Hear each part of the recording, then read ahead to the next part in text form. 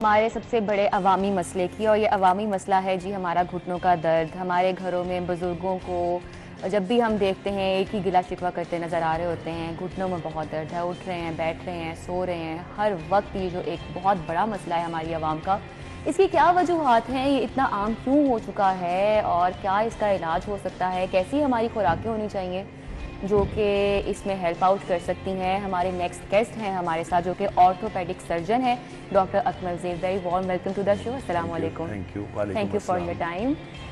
ये बहुत बड़ा मसला है जी, और ना सिर्फ बुजुर्गों में बल्कि अब तो यूथ में आप देखें कि जो नौजवान नस्ल है वो उठते बैठते उसके घुटनों में से आवाज़ें आ रही होती हैं।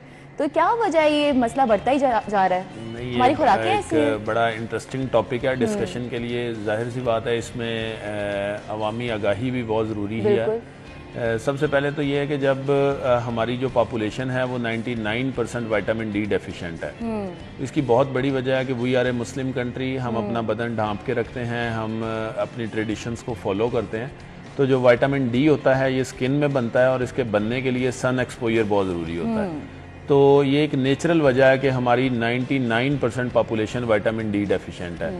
तो इस डेफिशिएंसी को पूरा करने के लिए ना तो हमारी डाइट एडिक्वेट है, ना हम सप्लीमेंटेशन लेते हैं। इसकी वजह से होता क्या है, जब बच्चा बड़ा हो रहा होता है उसी टाइम पे हमारे बच्चे ही विटामिन डी डेफिशिएंट हो जाते हैं। तो जब उनकी बोन का बिल्ट होता है वो मुकम्मल तौर पे ठीक बनने के लिए विटामिन डी और कैल्शियम की ज़रूरत होती है। जब विटामिन डी की डेफिशिएंसी बाय बर्थ आ रही है या माँ से ही बच्चा लेके आ रहा है तो वो उस तरह से विटामिन डी के स्टोर्स को डेवलप नहीं कर पाता, उसकी बोन की ग्रोथ और बोन की हेल्थ उतनी अच्छी नहीं बन पाती जितनी बननी चाहिए। जब बोन्स वीक होंगी, अपनी स्टैंडर्ड को मेंटेन नहीं करेंगी तो होगा क्या, अल्टीमेटली बोन्स के पेन, दर्दें, बोन्स का कमज़ोर होना, जॉइंट्स के दर्द, जॉइंट्स का कमज़ोर होना, ये सारे मसाइल शुरू हो जाते हैं। तो ये जो ना सिर्फ ये वाले जॉइंट्स बल्कि अक्सर हमारे हाथों में ये जो कलाइयाँ होती हैं यहाँ पे बड़ा दर्द रहता है, और ये वही बात है कि विटामिन डी डेफिशिएंसी। यहीं पे इसी से रिलेटेड मैं सवाल पूछती हूँ कि जो सनलाइट लेने का, जैसा कि आपने कहा है कि मतलब हम हमेशा अपने ढांक के रखते हैं बॉडी को, तो क्या वो स्पेसिफिक टाइम होता है, किस तरह से हम सनलाइट, क्योंकि गर्मी है आजकल तो खैर धूप होती बहुत तेज़ है, नहीं बैठ सकते डायरेक्टली, तो एक्सपोजर किस तरह से होना चाहिए? सन एक्सपोजर के लिए ज़रूरी है जो अर्ली मॉर्निंग सन एक्सपोजर होता है उसमें अल्ट्रा वायलेट रेज जो होती हैं वो एडिक्वेट अमाउंट में होती हैं, क्योंकि पोल्यूशन नहीं होती उस टाइम पे। Early morning at 6 AM 7 AM उसमें पोल्यूशन नहीं होती एयर में, तो अल्ट्रा वायलेट रेज डायरेक्ट आपकी बॉडी के ऊपर पड़ रही होती हैं, तो उससे जो विटामिन डी बनता है वो प्योर विटामिन डी होता है और वो बॉडी के लिए हेल्पफुल होता है। तो सबसे ज्यादा हेल्पफुल ये है कि आप उस टाइम अपनी बॉडी को सन एक्सपोजर दें। Early morning sun exposure is very important. तो उसके अलावा हमारी क्या ऐसी खुराकें होनी चाहिए, क्योंकि जैसा कि आप कैल्शियम की कमी होती है सबसे ज्यादा कहते हैं, जो सबसे ज्यादा आपका मसला है घुटनों का, पहली बात जो आती है कि कैल्शियम की कमी हो गई है मुझे, तो उसके लिए क्या खुराक होनी चाहिए? क्योंकि आजकल जो दूध भी हम पीते हैं जो कि सबसे बड़ा सोर्स है कैल्शियम के लिए, वो भी जाली होता है, वो भी केमिकल ज़्यादा होता है। डॉक्टर के पास जाते हैं सबसे पहले कहते हैं कि दूध छोड़ दो फिर ठीक हो जाओगे, क्योंकि वो दूध ही सबसे बड़ा मसला है हमारे लिए। तो क्या खुराक होनी चाहिए? अच्छा, इसमें बहुत ज़रूरी चीज़ है, डाइट जितनी अच्छी हो उतनी ज़रूरी होती है। असल में हमें एक बैलेंस्ड डाइट चाहिए होती है जिसमें एडिकेट अमाउंट में vitamins, minerals, lipids, carbohydrates, proteins, everything मौजूद हो। होता क्या है, हम या तो बहुत ज़्यादा प्रोटीन्स ले रहे होते हैं, या बहुत ज़्यादा लिपिड्स ले रहे होते हैं, या बहुत ज़्यादा कार्बोहाइड्रेट्स ले रहे होते हैं, हमारी डाइट बैलेंस नहीं होती, जिसकी वजह से आपने देखा है हमारी सोसाइटी में लोग कितने ज़्यादा ओबीज़ हैं। ओबेसिटी एक बहुत कॉमन प्रॉब्लम बनता जा रहा है। वो अनबैलेंस डाइट जब हम लेते हैं तो उसकी वजह से होता क्या है, उसकी वजह से आपकी जितने भी बॉडी के वेट्स हैं, बॉडी के फैट स्टोर्स हैं, प्रोटीन स्टोर्स हैं, वो बढ़ जाते हैं। जब वो बढ़ते हैं तो बोन्स की कैपेसिटी से ज़्यादा बोन्स के ऊपर वेट आने लग जाता है। जब किसी बोन पे, किसी चीज़ पे उसकी कैपेसिटी से ज़्यादा वेट आएगा तो क्या होगा, उसमें पेन्स होंगी, उसके मसाइल शुरू हो जाएंगे। यही वजह है कि ओबेसिटी एक और काज है जॉइंट पेन्स का, हड्डियों में दर्द का। इसको बेहतर बनाने का तरीकाकार क्या है? इसको बेहतर बनाने के अब दो तरीकेकार हैं। पहले नंबर पे तो आपकी जो डाइट है वो इंतहाई बैलेंस्ड डाइट हो। आप बैलेंस डाइट में आपको कम से कम इतना नॉलेज होना चाहिए कि मैं ये चीज़ खा रहा हूँ, इसमें ये मिनरल्स हैं, ये विटामिन्स हैं, इनके ये फ़ायदे हैं। उसमें जो कॉमन सोर्स है, जो नेचुरल सोर्स है विटामिन डी और कैल्शियम का जो कॉमनली यूज होता है वो मिल्क है, जो नेचुरल प्रोडक्ट है। उसमें ये हमारा एक अलग से मसला है कि हमें खालिस मिल्क अवेलेबल नहीं है या हमें मिलता नहीं है।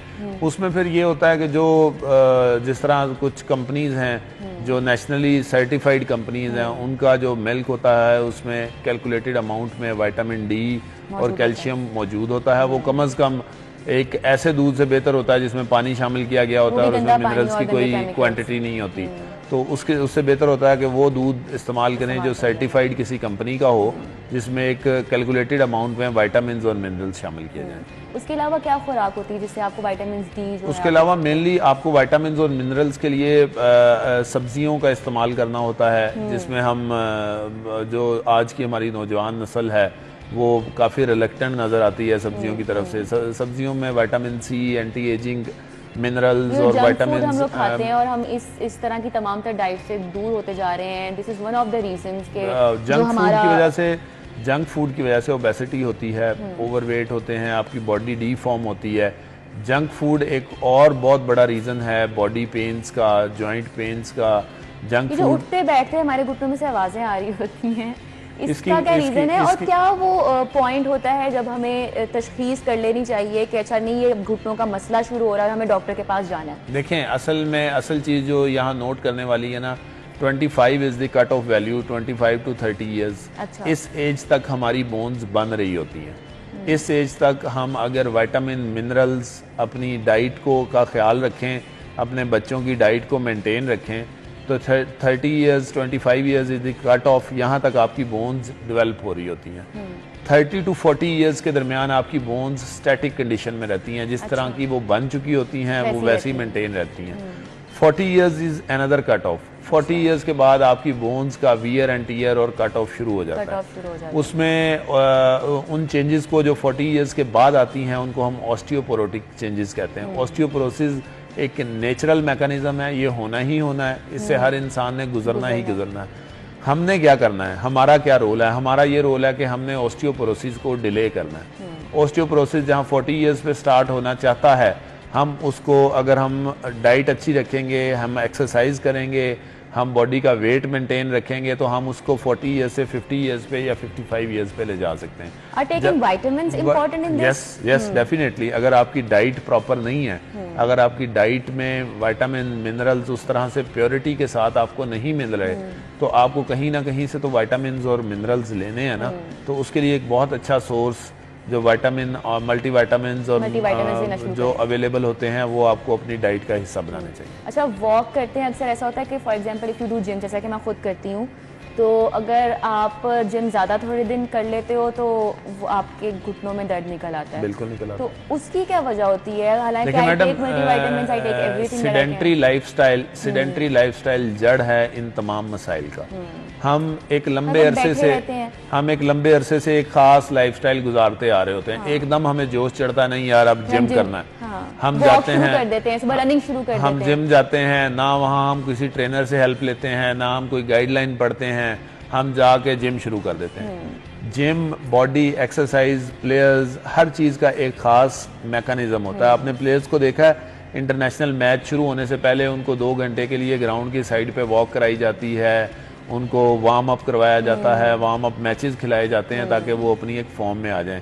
इसी तरह जिम में जाने के बाद आपको एक वार्म अप पीरियड चाहिए होता है, जिसमें आप एक्सरसाइज शुरू करने से पहले अपनी बॉडी को वार्म अप करते हैं, अपनी बॉडी को एक्टिवेट करते हैं कि अब आप एक कोई खास एक्सरसाइज करने जा रहे हैं। उसके बाद आप अपनी बॉडी में कैपेसिटी बिल्डिंग करते हैं कि आज आपको 15 मिनट के लिए एक्सरसाइज करनी है, आने वाले दिन आपको 17 मिनट के लिए करनी है, उससे अगले दिन 19 मिनट के लिए करनी है। लेकिन अगर हम पहले ही दिन जाके 40 मिनट्स 1 और जोश में आगे लगा लेंगे, आज मुझे कुछ नहीं होगा, मैंने एक्सरसाइज करनी है, बस आज से मैंने एक्सरसाइज करनी है, उसमें आपके मसल्स फटीग में चले जाते हैं, आपकी बोन्स फटीग में चली जाती हैं, आपकी जॉइंट स्पेसिस के ऊपर इफेक्ट आ सकता है, आपके जॉइंट्स खराब हो सकते हैं, उसमें फिर आवाज़ें आना, थकन होना, पेन्स होना। बड़ा मसला यहाँ पर डॉक्टर अकमल साहब, ये जो नी में गैप कहते हैं आ जाता है, इसकी क्या वजह होती है? नेचुरल नी में गैप मौजूद होता है, जो कुदरत की तरफ से बनाया गया नी है उसमें गैप मौजूद होता है। असल वजह ये है, उस गैप में एक अल्लाह ताला ने ऐसी हड्डी लगाई हुई है जो एक्सरेज पे नज़र नहीं आती, उस हड्डी का काम होता है वो एज अ शॉक एब्जॉर्बर काम करती है। वो दोनों हड्डियों के दरमियान शॉक एब्जॉर्बर का काम करती है, दोनों हड्डियों को आपस में टकराने नहीं देती। जब हमारी उम्र बढ़ती है, after 30 years, after 40 years, after 50 years, वो जो नरम हड्डी होती है वो कमज़ोर होना शुरू हो जाती है। नेचुरल मैकेनिज्म है उसका, वियर एंड टीयर स्टार्ट हो जाता है। तो होता ये कि जब वो हड्डी, नरम हड्डी कमज़ोर होती है तो जो हार्ड हड्डियां हैं, जो बोन्स हैं, उनके दरमियान गैप कम होना शुरू हो जाता है, वो एक दूसरे के करीब आने शुरू हो जाती हैं। इसको कहते हैं जब ऑस्टियोआर्थराइटिस। अच्छा। इसकी 4 स्टेजेस होती हैं, स्टेज 1, 2, 3, 4, इसको हम अपने लिहाज से कैटेगराइज करते हैं। एक पॉइंट आता है जिसको हम स्टेज 4 कहते हैं, जब दोनों हड्डियां आपस में मिल जाती हैं। इनके दरमियान जो मौजूद नरम हड्डी होती है वो तकरीबन ख़त्म हो जाती है। इसको हम स्टेज 4 आर्थराइटिस कहते हैं, और ये तकरीबन वो पॉइंट आ जाता है जहाँ पे आपको नी रिप्लेसमेंट की ज़रूरत होती है और उसके अलावा कोई चारा नहीं है। अच्छा, ये जो घुटनों में दर्द शुरू होता है, एक तो नॉर्मल दर्द होता है जो घरों में हम घरेलू टोटके आजमाने लग जाते हैं, जैतून का तेल मन लिया, ये कर लिया, वो कर लिया, हमारे बुजुर्ग यही कर रहे होते हैं घरों में। तो कौन सी वो स्टेज होती है, क्या पॉइंट होता है जब आपको लगता है कि नहीं ये अब कोई बीमारी है, ये कुछ सीरियस इशू है and we have to go to the doctor? Madam, इसमें असल में करना हमें ये है, इसको हम 2 स्टेजेस में डिवाइड करते हैं। एक तो वो पेन्स हैं जो ओल्ड एज के पेन हैं, वो एक अलग बीमारी है। ओल्ड एज नी पेन एक अलग बीमारी है, यंग एज नी पेन एक अलग मसला है। यंग एज में जो कॉमन नी पेन होती है, इसकी एक बहुत बड़ी वजह स्पोर्ट्स इंजरीज हैं। जब हम तेज़ी से सीढ़ियाँ उतरते हैं, तेज़ी से सीढ़ियाँ चढ़ रहे होते हैं, या बहुत ज़्यादा रनिंग कर रहे होते हैं या वॉक कर रहे होते हैं, तो उसमें कई दफ़ा हमारे जो नी के सॉफ्ट टिश्यूज़ हैं वो डैमेज हो जाते हैं। नी में उसी तरह vital organs, vital soft tissues मौजूद हैं जिस तरह बॉडी के किसी दूसरे हिस्से में मौजूद हैं। जब उन सॉफ्ट टिश्यूज़ के ऊपर प्रेशर आता है, दबाव आता है, तो वो पॉइंट होता है जो आपको बताता है कि अब आपके सॉफ्ट टिश्यूज़ जो हैं कहीं ना कहीं डैमेज हो रहे हैं, अब मुझे किसी डॉक्टर के पास जाना चाहिए। वो पेन जो किसी विगरस फिजिकल एक्टिविटी के बाद स्टार्ट होता है, उसमें डेफिनेटली हमें डॉक्टर से कंसल्ट करना चाहिए, डॉक्टर को मिलना चाहिए। वो पेन जो ऑन एंड ऑफ होता है, कभी कभार होता है, किसी एक्टिविटी करने से हो जाता है, आपको पता है मैं ये काम करूँगा तो होगा, ये काम करूँगा तो नहीं होगा, उसको हम क्रॉनिक पेन कह सकते हैं। वो हड्डियों की कमज़ोरी का पेन होता है, उसमें आप विटामिन डी, मिनरल्स, घरेलू टोटके करते रहें तो उससे काम चलता रहता है। लेकिन अब